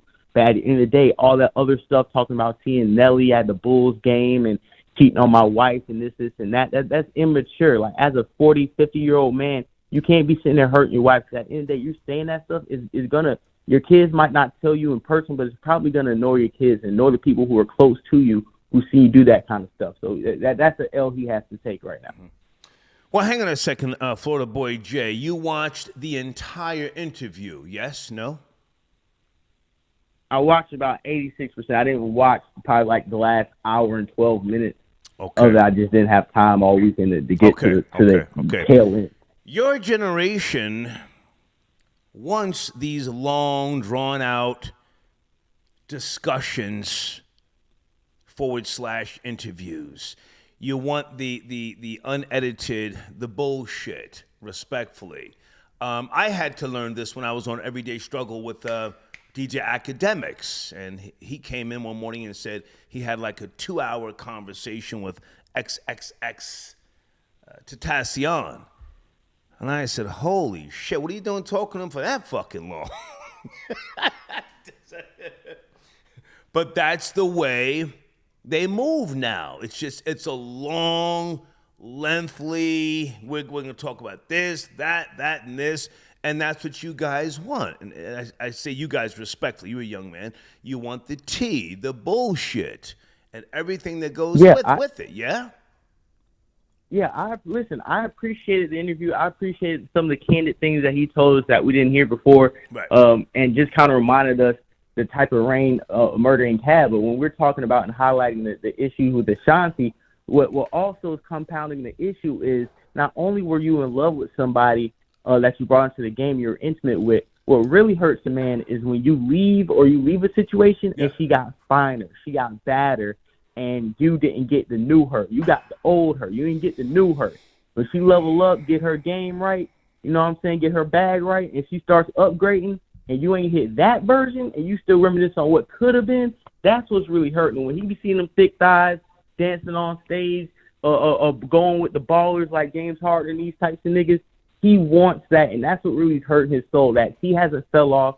She's not the little petite Ashanti he was smashing. She's a grown woman now. And I have to jump in, Florida Boy Jay, and respectfully say no. What you miss about a woman from an older man's perspective is not what she manifested into. You miss when she was somewhat sort of innocent and she didn't have the body that she has now. You remember some of the stretch marks. You remember, her eyebrows weren't as nice as they are now. You like the fact that her hair wasn't combed when she was with you, and she didn't give a fuck about that stuff. Those are the important times. Not now, all of a sudden, every time she gets on the stage, the fucking lace front is laid and it looks good to everybody else, but you miss the times when it was just you and her. She had no real money, you had no real money, you were trying to come up, and she liked you because you were you. And you liked her even more because she liked you. Go ahead. I hear that, and that also could be an element. But my thing, the reason why I'm saying the point that I'm making is because if Ashanti would have fell off, or she was cracked out, or she was looking like a dope fiend out here on the streets, he wouldn't be bringing her up. He wouldn't be this salty. It's because she's still shining, because she's still looking good. Them thighs are still banging. Nelly's still, trying to double back, spin the bins on her. Other people are gassing her up. You know what I'm saying? That, to me, if that point and the main point I'm trying to say, instead of following the greats who brought other women into the game and put them on and laced them with this and this and that and watch them flourish and move on, he should have just shut the hell up, let her do what she does, and stop being messy. Yeah, we enjoyed the banter. We enjoyed what he said. But at the end of the day, he should have followed the OGs who taught him the game and let her flourish and get you a new one. If you made one, make another one. You couldn't make another one. Why is that? You should have found you another studio rat. You should have been building one up. When you see she was getting flipping at the mouth, you see she was showing up late, you should have been having another writer up under the wings replacing her. That's the problem. That's the whole problem. I need to jump in, Florida Boy Jay. I don't mean to pull rank on you, sir. You know I respect you as a boss. But I have to say this. Barry Gordy never created another Diana Ross. Diana Ross was that bitch for real, from the Motown empire. He never created another Diana Ross. Do you know that? That's a fact. Yeah. They had a child together. He was in love with her, She hung in there with him,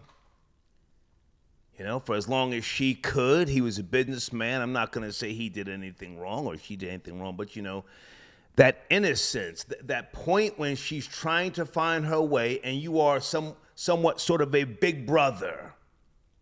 I don't want to say a father figure, but, a big brother, and she likes you because you're you. She don't give a fuck what you drive. I'm going to say this also. When a woman truly likes you, she likes you. She don't give a goddamn what you're wearing.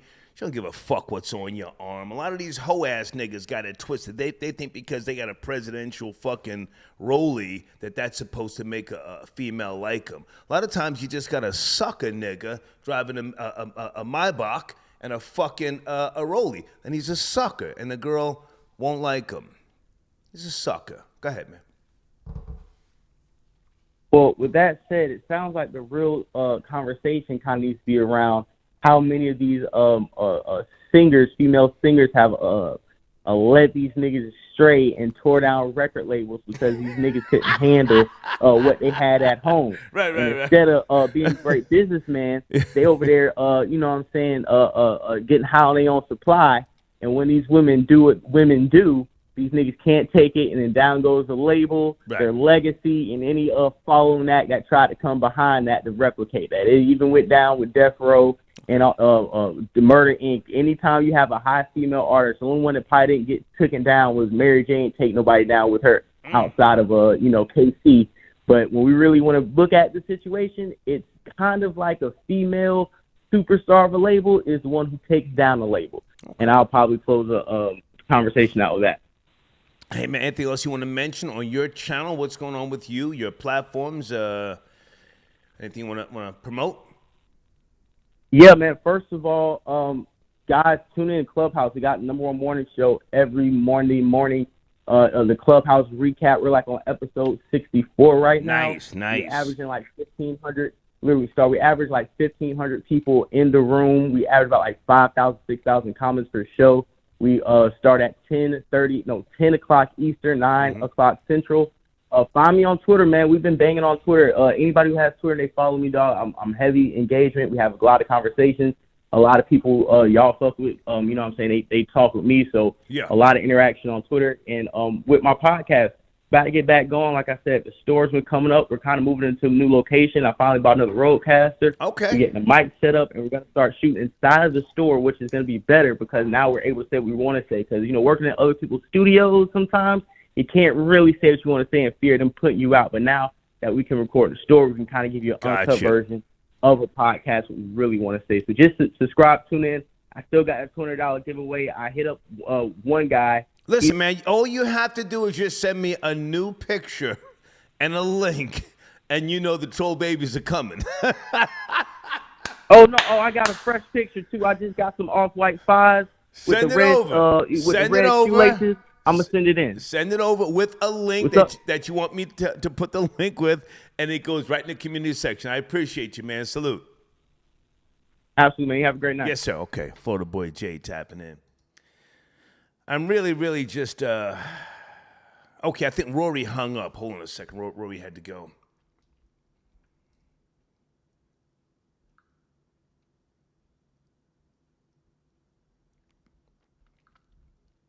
Hold on.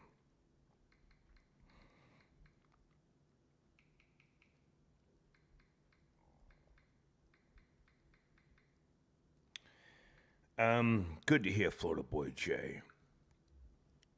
Someone who has come in, contributed to the platform, the machine, and then we promote his machine. Go to Florida Boy Jay's page, subscribe, follow him. Great businessman, all right? Area code 216, sit tight. Got to go to PayPal. C Slim tapping in. Lori, a.k.a. Rory, said the Muslims recruit a bunch of pedos. Is this wigger just going to overlook the Catholic Church? I'd say SMD, but he'd get happy. Okay, taking a shot at Rory. Hold on a second. Okay.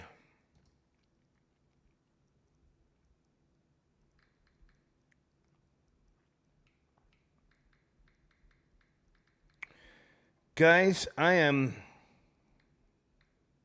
leaving soon for my road trip. I was packing this weekend. That's why I didn't do a show Friday night and Saturday. I got stuff on the second floor I got to put in storage. I'm going to take a small video tomorrow of the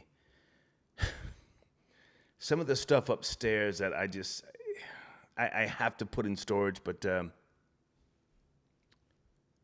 I'm leaving toward the end of the month, okay? Heading out to Seattle. Jay, I got your donation. Jay says, free Max B, Star's the greatest. Yeah, man, I spoke to Max B on the phone years ago, and I spoke to his brother. I think that was like 2010. I'm not sure. There was some event we spoke on the phone. Good guy, Max B. Rory, you back in the building. Rory. Yeah. Yo. Hey, you there? It's the white boy that got nothing to promote, man. I ain't got nothing to promote. Hey, I'm out here. I got money, bitch. Nobody's gonna promote nothing. Do you have any promote me? Yeah, any new pictures you want to send in? What the hell I promote? Rory, come on, man. Do you have any new pictures you want to send me for the community section? Yeah, I'm gonna send you another picture. Okay. But the whole the Irv Gotti thing. Yeah. Yeah, nobody knows him. Nobody knows Ja Rule. I'm telling you right now, No, man. On a music tip, yeah, but they're suckers, man. They're like whoa, they're like a lot of the whoa. mainstream. Come on, man. What you doing, man? What you doing? No, let me slow down. I don't want to say names, but they're like a lot of the mainstream people that they put on hip hop avenues in New York. They're like the same wave. You know, I know people from Braddock Park, Greg, Pino, Joe Boogie. I know people from the neighborhood. Nobody knows them. They're nerds. Both of them are nerds. All of that is true. Rory, listen, I appreciate you, saying how you feel. But Irv and I are actually talking business right now. He's making power moves. I'm not sure who you're talking about. Irv's making power moves. I'm not sure who Why you're is he talking always so bitter, man? He's in love. He's fucking in love. I don't know. He's a bitter dude. If you're making power moves and you moving, shaking, and popping, you're living it, you're doing a damn thing, you wouldn't be bitter. That cat is bitter, man. I don't care who watches all of his interviews, man. All of his interviews. The way he comes across is bitter and fake. And his best move would have been to move away from Ja Rule a long time ago. What the hell? And he could have definitely played his position, because he sold like 30 million records with Murder Inc. and stuff like that. He could have got other cats from Queens to sign on his stuff, but he insisted on being loyal to that nerd, and then they didn't go nowhere, and they definitely sound bitter, man. They definitely sound bitter. Rory, on that hate and shit, pay attention. Guys are not people from the neighborhood. That's all I'll say. They're not. All right. Okay, hang on a second. I want you to always speak freely. You can always speak freely. Did you? I can name the guys from his neighborhood. Okay. Did you address in those times? Or did we finish? Queens Village. Did we finish addressing which culture lies the most? You said the Muslims. Anything else you want to add to that? Yeah, but just to close off real quick, those two cats were scared to go to Van Buren. They were scared to go to Martin Van Buren High School. Both of them. Look it up. Both of them. So, yeah, and a bunch of white boys went there and ran that high school. In my day. You're talking about Irv and Ja Rule. Still. Yeah, Irv and Ja. There wasn't no crackers. White boys rumble, crackers crumble. A bunch of white boys. Say it again, Rory. Say it again for those who didn't hear you. Say it again. White boys rumble, crackers crumble. There ain't no crackers up here in New York City. No crackers in New York City. Okay. I know city boys. Rory letting his nuts hang. Yeah. Okay. Yeah, they're phony, man. They're phony. Okay. Braddock Park. Nobody knows them. Right. If they weren't in that park hanging out when they grew up, nobody knows them. And they weren't. All right. The Muslims, the biggest liars in the as far as culturally, the biggest liars. Everything about them. Now, what about the Catholic Church? Hey, Rory. No. Hold on. Slow down. C. Slim sent in a PayPal saying, what about the Catholic Church? Why are you putting the Catholic Church on me? I don't belong to that church. Okay. Why are you putting that on me? I don't belong to the Catholic Church, so that has nothing to do with me. So C. Slim said, but via donation. All right. Okay. Yeah.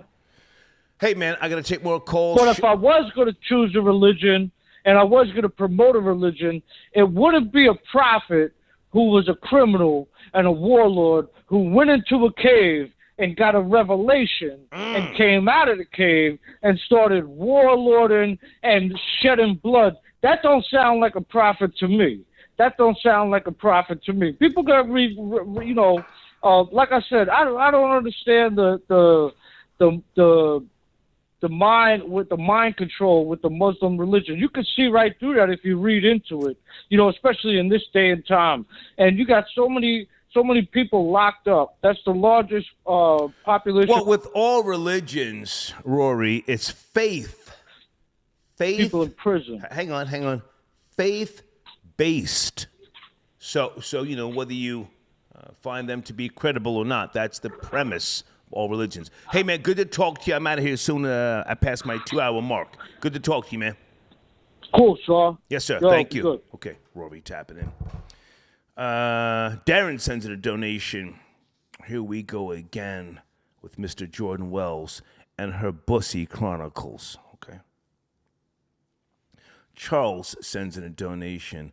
I heard Superhead mentioned in her book that Irv used to ask her if Diddy was a better lover and if his man's tool was bigger. Yo. I didn't read Superhead's book. She was on my show, and it's a very popular or famous video. She walked out on my show because I put the screws in her, but I didn't read her book. Thank you for your donation. Big Aki. Oh, yeah, and whites are strong.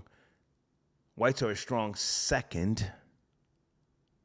Okay, I got to go back. Hold on a second. Big Aki sent a few donations. Everybody, hold on.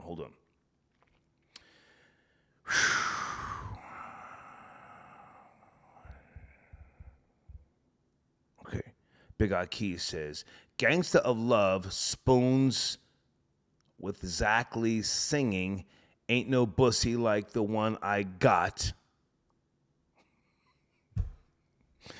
Big Aki then says, oh yeah, and whites are a strong second, but the ish people, did you mean to say Irish? Ish people take the cake. Like it boggles the mind how nothing in the Bible relates to them, but they claim it. Okay. Whew. Guys, I'm going to try and watch the rest of the Irv Gotti and Ja Rule interview on Drink Champs tomorrow at some point, okay? Blade tapping in via Cash App. Star, I'm taking bets now as to how long before Alex Jones puts the Mossberg in his mouth and does the Lord's work. Okay. Eric tapping in. Thanks for doing what you do, Star. Thank you, Eric, for your donation. Okay. Blade says the song where Ja talked about drugged up off ecstasy was Always on Time with Ashanti. Yeah. I used to play that on Hot 97, and I used to ask the audience, how do you feel about this? He's talking about drugging women on e-pills.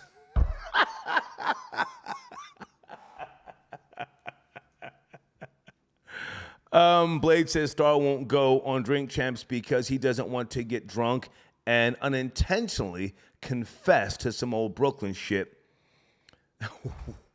Oh, thank you, Blade.